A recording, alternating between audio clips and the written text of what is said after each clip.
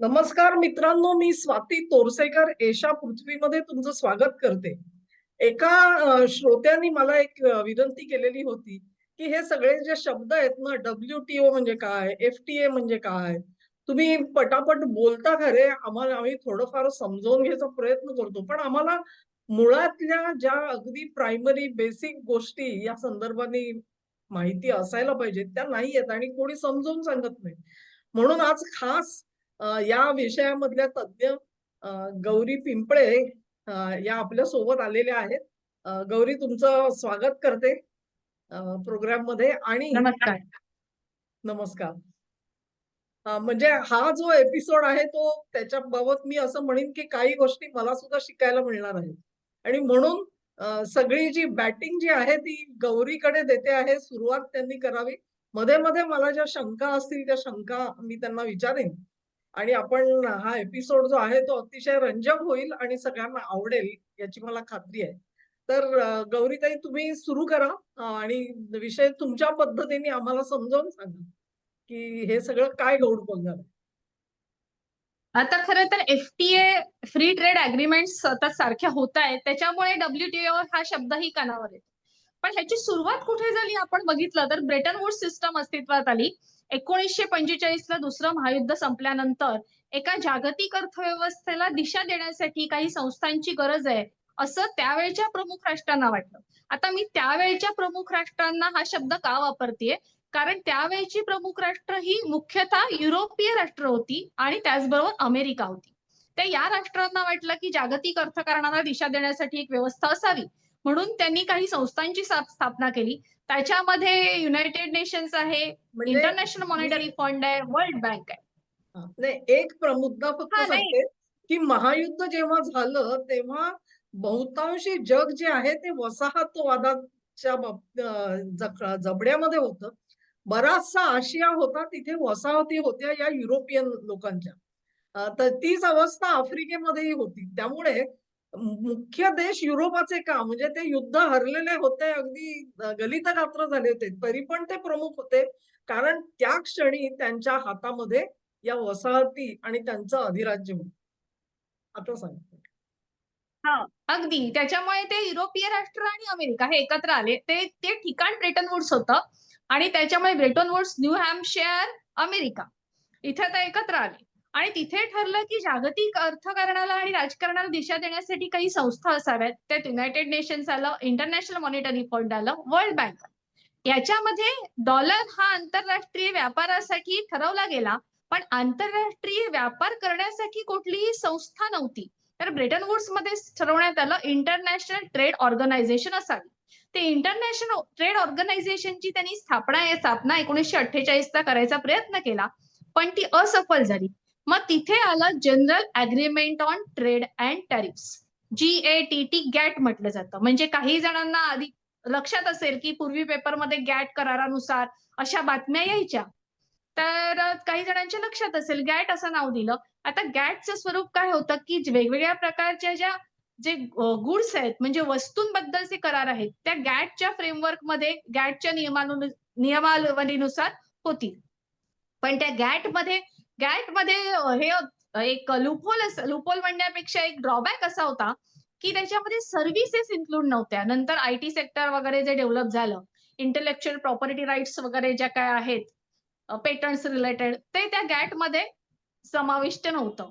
म्हणून 1995 ला world trade organisation ही संस्था अस्तित्वात आली. मग वर्ल्ड ट्रेड ऑर्गनायझेशन आल्यानंतर वर्ल्ड ट्रेड ऑर्गनायझेशनच्या नियमानुसार मल्टीलॅटरल वेगवेगळ्या देशांचे करार व्हायला लागले. तर ह्याच्यामध्ये असं होतं की मोस्ट फेवर्ड नेशन म्हणून एक त्यांनी टर्म आणली होती. टर्म आहे त्याच्यामध्ये, की एखाद्या देशाला तुम्ही मोस्ट फेवर्ड नेशन म्हणजे प्रेफरन्शियल ट्रीटमेंट देता. त्याच्यामध्ये तो देश, एक अमुक देश त्या देशासाठी महत्वाचा आहे. तर इतर देशांना पण तशीच ट्रीटमेंट द्यावी असं त्यांचं म्हणणं आहे वर्ल्ड ट्रेड ऑर्गनायझेशनचं. मग हे जे आहे प्रत्येक वेळेला मोस्ट फेवर्ड नेशन हा सगळ्याच देशांना आपापल्या करारामध्ये देता येणार नाही दर्जा. म्हणून फ्री ट्रेड अग्रीमेंट्स आल्या. पण फ्री ट्रेड अग्रीमेंटला रिजनल ट्रेड अग्रीमेंट्सही म्हटलं जातं, कारण त्याच्यामध्ये बायलॅटरल करार मोस्टली असतात, म्हणजे द्विदेशीय, द्विपक्षीय करार असतात. पण आता जो भारत आणि युरोपियन युनियन हा जो करार झाला हा सगळ्यात मोठा फ्री ट्रेड अग्रीमेंट होता. आता एक इथे लक्षात घेऊया आपण, की फ्री ट्रेड अग्रीमेंट आत्ताच्या काळामध्ये एवढा मोठा गवगवा का होतोय? याच्या आधी होत नव्हते का? तर याच्या आधीही फ्री ट्रेड अग्रीमेंट्स होत होते. पण त्याचं वैशिष्ट्य असं होतं, की त्याच्यामध्ये पेमेंट सिस्टम जी होती ती जी अमेरिका वापरते तीच पेमेंट सिस्टम होती आणि डॉलरमध्येच हे करार होत होते. आत्ताच हे कोरोना नंतर झालेले फ्री ट्रेड अग्रीमेंट्स आहेत ते डॉलर वगळून झालेले आहेत. म्हणजे याचाच अर्थ अमेरिकेने डॉलर बद्दल जे केलं म्हणजे सुरुवातीला ब्रेटन वूड्स सिस्टम अस्तित्वात आली तेव्हा डॉलर हा सोन्याशी निगडीत होता. नंतर तो पेट्रो डॉलर केला. तो पेट्रोलशी निगडीत गेला आणि पेट्रोलशी निगडीत केल्यानंतर अमेरिका वाटेल तसे डॉलर छापायला लागली थोडक्यात.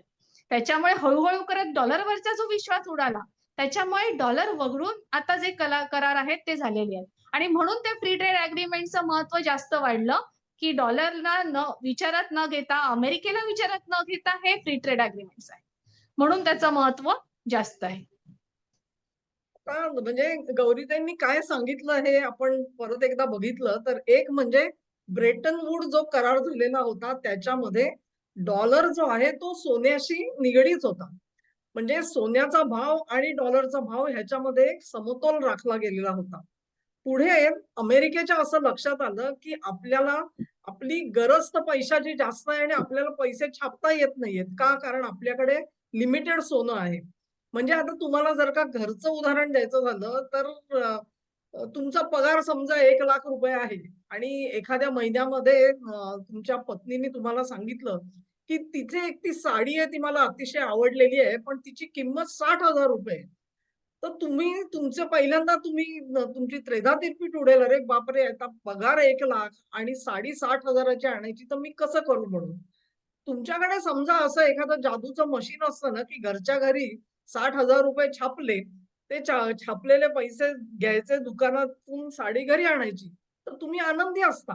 परंतु अशा हे एक प्रकारचं स्वतःवरती उभं केलेलं कर्ज मानलं जातं. कारण इकॉनॉमिक्समध्ये ज्यावेळेला तुम्ही अशा पद्धतीने नोटा फेकायला लागता बाजारपेठेमध्ये, त्याचे वेगळे आर्थिक परिणाम होत असतात. ते आर्थिक परिणाम आपण गौरीताईंकडून समजून घेऊ. तेव्हा ही जी वाईट पद्धत लागली अमेरिकेला, की अ, खिशामध्ये नाही दमडा, पण सण तर साजरा करायचा आहे. मग त्याच्यासाठी कर्ज हे अशा रूपाने म्हणून त्यांनी सोन्याशी असलेलं नातं सोडून टाकलं आणि त्यांनी असं केलं, की डॉलर जो आहे तो पेट्रोलशी जोडून घेतला. पेट्रोलशी जोडला म्हणजे काय केलं? तर मध्य पूर्वेतल्या देशांना सगळ्यांना समजून सांगितलं, की लक्षात घ्या, की तुम्ही तुमचं तेल तुम्ही विका, आम्हाला काही प्रश्न नाही. फक्त तुम्ही खरेदीदार देश आहे ना, त्याला सांगा, की मला पैसे बाबा तू डॉलरमध्ये दे. बाकी तू काही कर.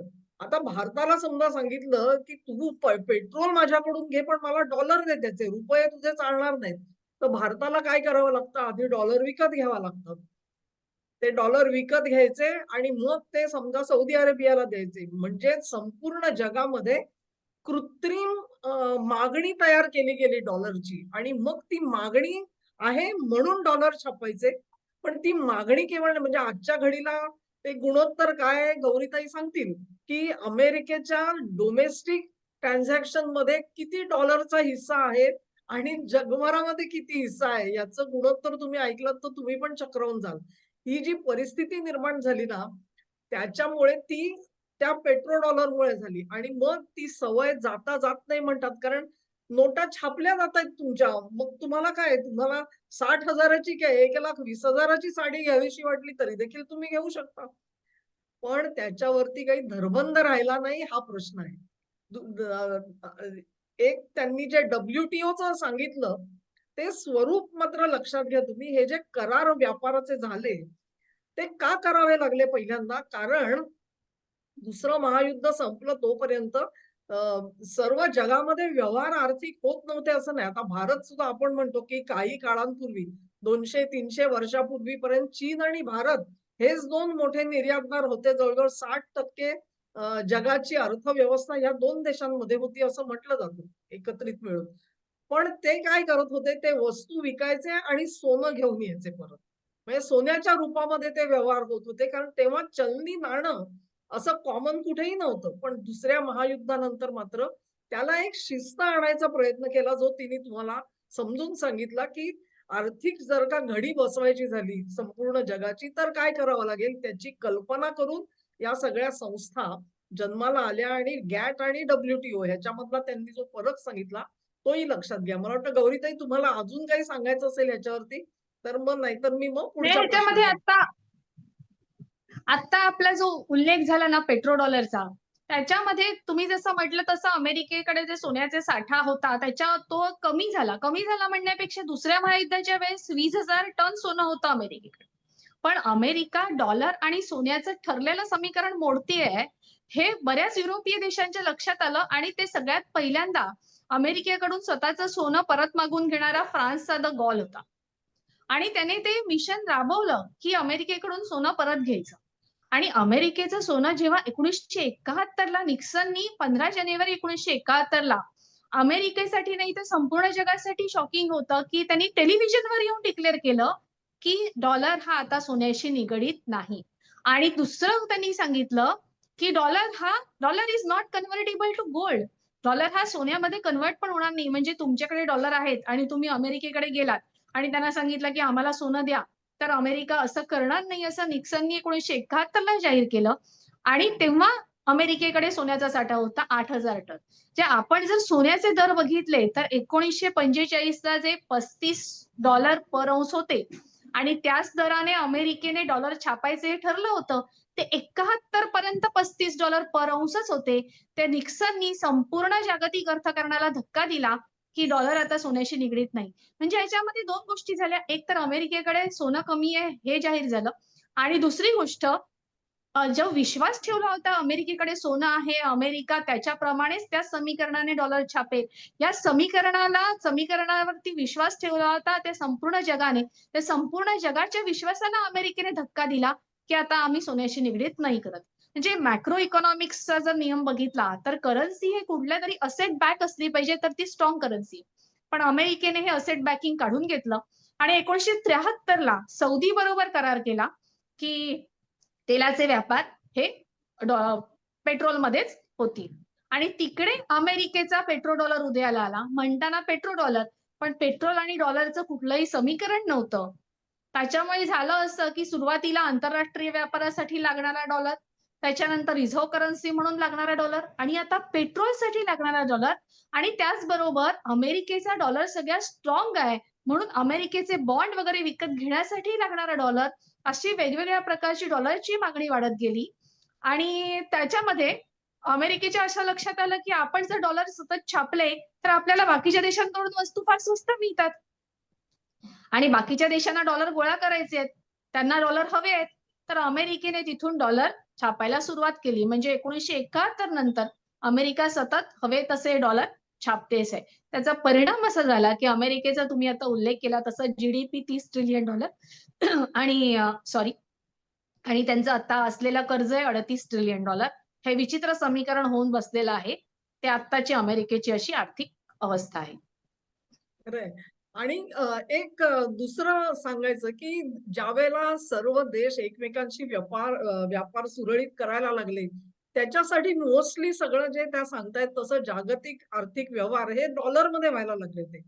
पण त्याच्यामध्ये काही तंटे निर्माण झाले तर म्हणजे मी अनेक वेळेला अशी बातमी वाचलेली आहे, की बाबा अमुक देशांनी WTAच्या अटींचा भंग केला. आणि तर अशा कुठल्या अटी असायच्या की ज्यांचा भंग केला जायचा आणि कुठले देश त्याच्यामध्ये काही तुम्ही एखादं उदाहरण देऊ शकाल का त्याच्यासाठी? गौरीताई. आता रिसेंटली WTOच्या कराराचा उल्लेख नाहीये, त्याच्यामुळे माझ्या आता लक्षात नाही की हां. WTOच्या करारानुसार. पण अशा बातम्या येत होत्या की WTOच्या कराराचा भंग केला. मग त्याच्यानंतर तो कराराचा भंग केल्यानंतर त्याचा परिणाम काय होणार? तर अमेरिका सँक्शन्स लावणार. हां. आणि म्हणजे मला याच्यामध्ये हे जे करार होत होते त्याच्यामध्ये एक सर्वे आहे. हां, हां. एक सर्वे असा आहे की ह्या WTOच्या नियमानुसार केलेल्या कराराचा फायदा अमेरिका आणि युरोपीय देशांना जास्त झाला कंपॅरेटिव्हली डेव्हलपिंग नेशन्स. बरोबर. त्यांना मला हवे एक तसेच निर्णय त्याच्यामध्ये घेतले गेले. मला माहित तुमच्याशी बोलताना आता मला एक आठवलं, की ही जी तक्रार आहे ना WTOच्या अटी पाळल्या नाहीत, ती खास करून मी चीनबद्दल वाचलेली आहे. आणि त्याच्यामध्ये ते तक्रार करणारे अनेक अमेरिकन मॅन्युफॅक्चरर्सच होते. आणि त्यांनी असं म्हटलेलं होतं, की चीननी अनेक वेळेला इंटेलेक्चुअल प्रॉपर्टी राइट्स जे आमचे आहेत, म्हणजे आपण त्याला काय बौद्धिक संपदा म्हणतो मला वाटतं. तर त्याचा भंग हो, केलेला आहे हो. चीननी आणि आमचे जे राइट्स आहेत ते त्यांनी चोरलेले आहेत. आणि ह्याच्यासाठी तिथे त्यांनी म्हटलेलं होतं, की WTOच्या अटींचा चीननी भंग केलाय. अशा तक्रारी मी बरेचदा अशी म्हणजे एक हा विषय जरूर आहे त्याच्यामधला. आणखी विषय मला इमिडिएटली आठवत नाहीत. पण असं जर का डिस्प्यूट असेल, तर त्याची काही सोय आहे का? म्हणजे ती त्याच्यासाठी दाद कुठे मागितली जाते किंवा त्याचं व्हर्डिक्ट कुठे ते येतं? WTOच्या ह्याच्यामध्ये डिस्प्यूट सेटलमेंट मेकॅनिझम आहे. त्याच्यासाठी एक वेगळं आंतरराष्ट्रीय न्यायालय आहे. त्या आंतरराष्ट्रीय न्यायालयामध्ये हे सगळे खटले जातात. पण बहुतेक वेळेला बघितलं तर त्याचे निर्णय हे अमेरिकेच्या बाजूने अमेरिकेला फेव्हर करणारे होते. आता इथे आपल्या WTO सोडून मी तुम्हाला एक वेगळं उदाहरण देते. निक्सन राष्ट्राध्यक्ष असताना जपानच्या लहान गाड्या, स्मॉल कार्स ह्या अमेरिकन मार्केटमध्ये खूप मोठ्या प्रमाणावर आहेत. तेव्हा अमेरिकेमध्ये मोठ्या-मोठ्या कार होत्या ज्या आपण ह्याच्यामध्ये जेम्स बॉन्डच्या मूव्हीमध्ये बघतो अशा आलिशान गाड्यांची अमेरिकन लोकांना सवय झाली होती. आणि त्याच्यामध्ये जपानच्या स्मॉल कार्स आल्या. स्मॉल कार्स जपानच्या आल्यानंतर हे जे मोठे मॅन्युफॅक्चरर होते फोर्ड म्हणा आणि अजून बाकीचे असतील, आता मला त्यांची नावं नाही आठवत आहेत. ते 3 मुख्य होते. ते तिघे जण राष्ट्राध्यक्ष निक्सन यांच्याकडे गेले आणि त्यांनी सांगितलं, की जपानच्या गाड्या येतायत, आमच्या धंद्यावरती परिणाम होतोय. अमेरिकेमध्ये मग आमच्याकडे विकल्याच जाणार नाहीत. राष्ट्राध्यक्ष निक्सन काही कारणासाठी जपानला गेले. त्याच्यामध्ये त्यांनी सांगितलं बाकीचे जे व्यापारी करार वगैरे केले जपानबरोबर, त्याच्यामध्ये सांगितलं, की जपान स्मॉल कार्स अमेरिकेला पाठवणार नाही. म्हणजे जे कोणताही व्यापारी करार होता ना, अमेरिका हा स्वतःला अमेरिका फर्स्ट ह्याच भावनेने, ह्याच धोरणाने सगळे निर्णय घेत असते. आता अमेरिकेला त्रास का होतोय सगळ्या फ्री ट्रेड अग्रीमेंटचा? बाकीचे देश आज नेशन फर्स्ट म्हणून निर्णय घेत आहेत. ते जर मला तो बाकीच्या काळ देशांनी आठवतोय. अमेरिका फर्स्ट म्हणून निर्णय घेतला तर चालेल. मला तो काळ आठवतोय त्यावेळेला अमेरिकेमध्ये एक अतिशय पॉप्युलर अशी घोषणा दिली जायची, बी अमेरिकन, बाय अन अमेरिकन कार. अशा जाहिराती करायला सुरुवात केली त्यावेळेला अमेरिकेच्या कार मॅन्युफॅक्चरर्सनी. आणि मग त्यांनी तेव्हा ते जागे झाले खरे, की जपानी लोक हे इतक्या स्वस्तात ह्या गाड्या आपल्यापर्यंत कशा आणतात. त्यांनी त्याचा सगळा अभ्यास केला. आणि मग तिथे त्यांनी सुद्धा आपल्या ज्या असेंब्ली लाईन्स आहेत त्याच्यामध्ये खूप मोठे बदल करण्याचे प्रयत्न केलेले होते. आणि कॉम्पिटिटिव्ह म्हणजे स्पर्धात्मक किमती आपल्या सुद्धा असल्या पाहिजेत हे त्यांना कुठेतरी रजिस्टर झालं. आणि ते आव्हान जे दिलेलं होतं ते जपानने दिलेलं होतं. पुढच्या काळामध्ये अशी आव्हानं ही चीननी उभी केली. आणि गत काय झालेली आहे ते आपण आता बघतो आहोत. हे जे WTOचं सगळं प्रकरण आहे आणि त्यांनी गौरी आपल्याला सांगितलं, की त्या WTO हा एक ढाचा आहे किंवा एक चौकट दिलेली आहे त्यांनी. त्या चौकटीच्या अंतर्गत राहून 2 देशांनी जर का करार केले, तर त्याला काही म्हणजे अडचण येत नाही. पण ती चौकट तुम्ही माना, कारण प्रत्येक देशाने त्याच्यावरती स्वाक्षरी केलेली आहे आणि ह्या अटी मी पाळीन असं सांगितलेलं आहे. त्याच्यामुळे त्या चौकटीत राहून तुम्हाला 2 देशांमध्ये करार तुम्ही करू शकता, अशी सूट होती. अर्थातच त्यांनी पुन्हा एकदा आपल्याला सांगितलं, की पूर्वीचे करार आणि आत्ताचे करार म्हणजे ट्रम्प यांच्या दुसऱ्या कारकिर्दीमधले हे वेगळे झाले. त्याचं कारण एक तर ते डॉलरमध्ये हे व्यवहार होणार नाहीत, अशी सूट या सगळ्या उर्वरित देशांनी घेतलेली आपल्याला दिसते. त्याचं मूळ जे आहे ते गौरीताई तुम्ही कुठपर्यंत नेऊ शकाल? डॉलर वगळून करार करण्याचं कारण. हां. तर डॉलर वगळून करार करण्याचं कारण सगळ्यात पहिल्यांदा कधी जाणवलं? कोरोना आला तेव्हा. कोरोनामध्ये ग्लोबल सप्लाय चेनला जेव्हा डिस्टर्बन्स आला, तेव्हा जाणवलं की अमेरिकेशिवाय विचार करावा लागेल. आणि सगळ्यात महत्वाचा भाग 2022 ला रशिया-युक्रेन संघर्ष जेव्हा सुरू झाला, त्याच्यानंतर रशियावरती ज्या प्रकारे सँक्शन्स टाकले गेले, रशियाचं जे काही फॉरेक्स रिझर्व्ह त्यांनी फ्रीज केला, त्याच्यानंतर सगळे देश जागे झाले. आता ही अमेरिकेची मनमानी चालणार नाही, आता ही दादागिरी चालवून घेतली जाणार नाही. आणि नंतर मग 2024ला ब्रिक्स जी कझानमध्ये परिषद झाली रशियामध्ये, त्याच्यामध्ये त्यांनी 74 देशांनी त्या कझान डिक्लेरेशनचा स्वीकारलेला आहे. त्याच्यामध्ये ते डॉलर वगळून करार करण्यासाठी म्हणजे पुढचे आर्थिक व्यवहार कसे असतील, त्याला संमती दिलेली आहे. म्हणजे अमेरिकेवरती पूर्णपणे अवलंबून राहायला नको किंवा आजपर्यंत डॉलरचं वर्चस्व सहन केलेलं आहे. तर ह्याच्या पुढे कुठल्याही एका करन्सीचं वर्चस्व नको म्हणून हे मल्टीपोलॅरिटीकडे जग चाललेलं आहे. बहुध्रुवीयतेकडे जग चाललेलं आहे. वेगवेगळ्या देशांचे आपापल्या जे काही त्यांनी ठरवलेले असतील त्या चलनामध्ये व्यवहार करणं आणि त्याच्याप्रमाणे ट्रेड डील्स सुरू झालेले आहेत. खरंय. म्हणजे हे समांतर जे प्रयत्न सुरू झाले, ते खास करून त्यांनी सांगितलं तसं एक कोविडचा काळ आणि दुसरं युक्रेन युद्ध, ज्याच्यामध्ये असं म्हटलं जातं, की रशियाचे सरकारी तसेच त्यांच्या काही खाजगी व्यक्ती आणि कंपन्यांचे जवळ-जवळ $300 बिलियन हे गोठवून टाकलेले आहेत. ते काही युरोपियनच्या बँकेत आहेत, काही कदाचित अमेरिकेकडे असतील. आणि ते आज त्यांना वापरता येत नाहीये. तर ही परिस्थिती आपल्यावर येऊ नये असं ज्या देशांना वाटत होतं, त्यांनी स्वतःसाठी काहीतरी समांतर व्यवस्था असावी यासाठी प्रयत्न सुरू केले. पण ते सगळे छुपे प्रयत्न होते. म्हणजे सांगितलं जात होतं आम्ही करणार आहोत, करणार आहोत. परंतु त्याला कुठे चालना फारशी मिळत नव्हती. थोडेफार 3-4 देशांनी ते सुरू केलं होतं. आता चालना का मिळाली आहे त्याचं मी तुम्हाला गमक सांगते. 1 एप्रिल रोजी ज्यावेळेला डोनाल्ड ट्रम्प यांनी जाहीर केलं, की वेगवेगळ्या देशांवरती आम्ही कसा टेरिफ लावणार होतो. अमक्या देशाला 15% अमक्या देशाला 25% वगैरे, वगैरे त्यांनी सगळं ते आपलं जाहीर केलं. एवढा मोठा बोर्ड घेऊन ते त्या व्हाईट हाऊसच्या त्या ह्याच्यामध्ये बसलेले होते आणि त्यांनी त्याला काय म्हटलं आठवतंय तुम्हाला? It is a liberty day. स्वातंत्र्य दिन मी साजरा करतोय.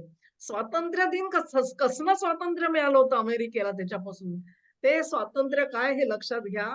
त्यांना ती जागतिक सिस्टीम जी आहे ती आता अमेरिकेच्या फायद्याची उरली नाही, तेव्हा ती सोडून द्या गंगेमध्ये.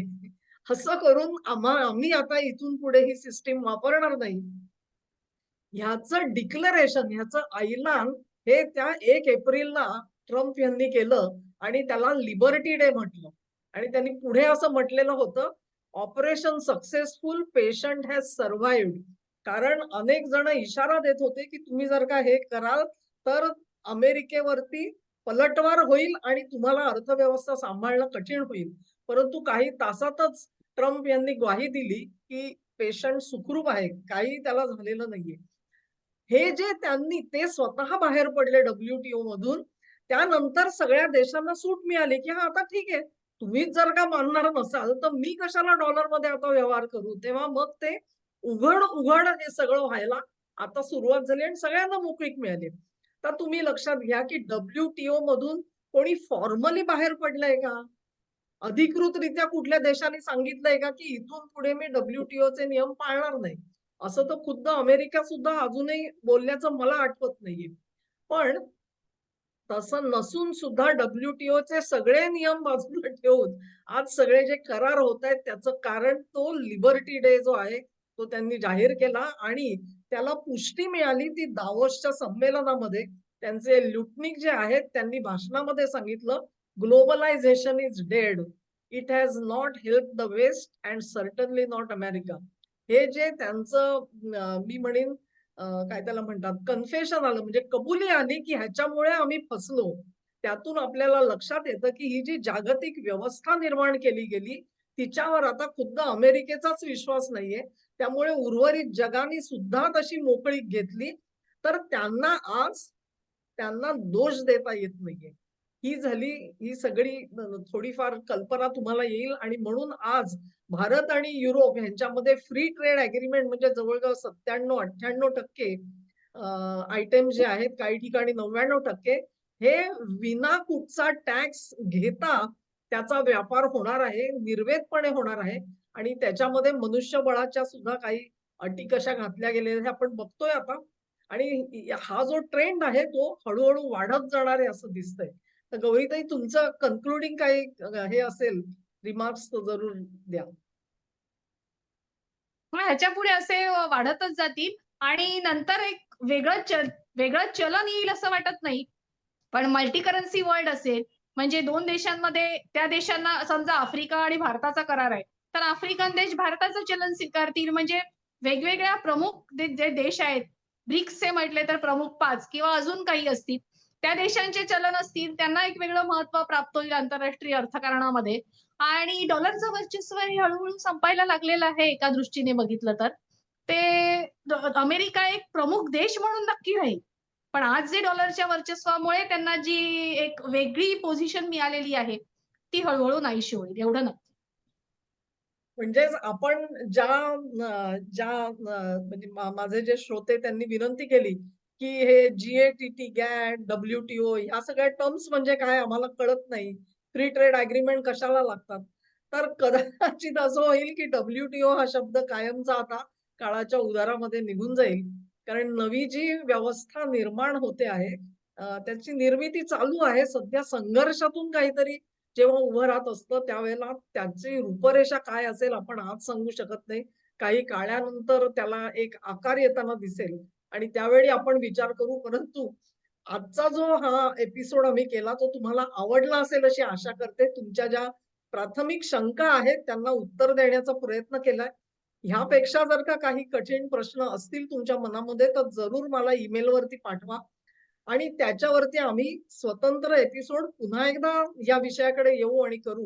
अ, गौरीताई तुम्ही आज आलात आणि आम्हाला खूप चांगली माहिती दिलीत. त्याबद्दल तुमचे खूप खूप आभार मानते. नमस्कार. धन्यवाद.